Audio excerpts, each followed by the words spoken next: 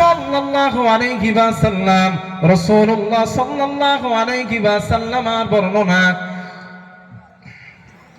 আল্লাহর নবী বলেন, যে ছেলেটা কোরআন মুখস্থ করলো, কোরআন কণ্ঠস্থ করলো, হাসরের ময়দানে ওই হাফেজে কোরআনের কাছে কোরআনটা চলে যাবে।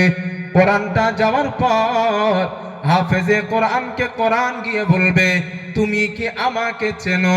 ওই ব্যক্তিকে বলবে, তুমি আমাকে চেনো? ওই ব্যক্তি জবাব দিবে, না না না, আমি তোমাকে চিনি না।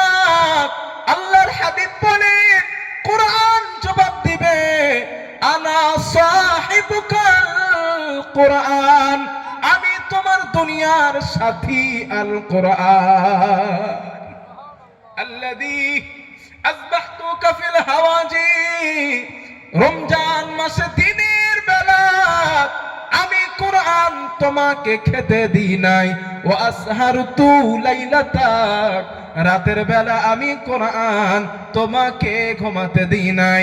রমজান মাসে তুমি রোজা রেখেছো, তারাবির নামাজ, রাত জেগে জেগে আমি কোরআনকে তুমি তেলাওয়াত করেছিলে।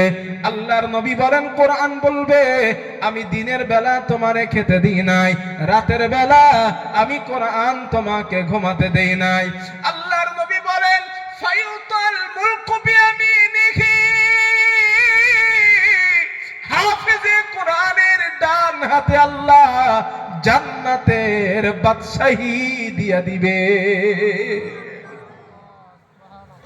ওয়াল খুলদাহ বিয়াসারিহি, হাফেজে কোরআনের বাম হাতে আল্লাহ চিরস্থায়ী জান্নাতে বসবাসের সার্টিফিকেট দিয়া দিবেন।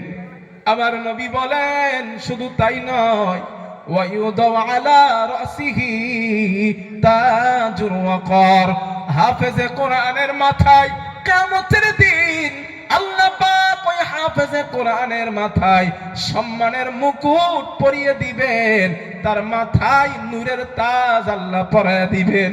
আল্লাহর নবী বলেন, শুধু তাই নয়, হাফেজে কোরআনের গায়ে আমার আল্লাহ জান্নাতের জামা পরাবেন। হাফেজে কোরআনের বাবা মাকেও 2 জোড়া জান্নাতের পোশাক পরানো হবে।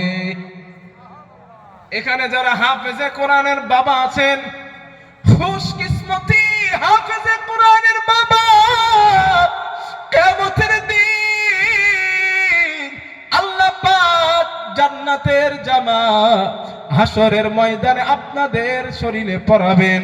আমার নবী বলেন, হাফেজে কোরআনের বাবা মা বলবে, বিমা কুসিনা হাদিহি, এই সম্মান আমাদের কেন দেওয়া হয়েছে, এই মর্যাদা কেন দেওয়া হয়েছে? আল্লাহর পক্ষ থেকে জবাব দেওয়া হবে, লিয়াখদি ওয়ালাদিকুমুল কুরআন, তোমাদের সন্তানগুলা দুনিয়ার জমিনে কোরআন পড়ার কারণে এই সম্মান, এই মর্যাদা আমার আল্লাহ তোমাদের দিয়ে দিয়েছে। তোমরা দুনিয়ার জমিনে মাঠে কাজ করেছো, অন্যের বাড়িতে কাজ করেছো, সন্তানটারে ওই টাকা দিয়া কোরআন শেখায়া হাফেজে কোরআন বানায়াছিলে। তোমরা চাইলে ওই সন্তানটারে কাজে লাগায়া কিছু কাজ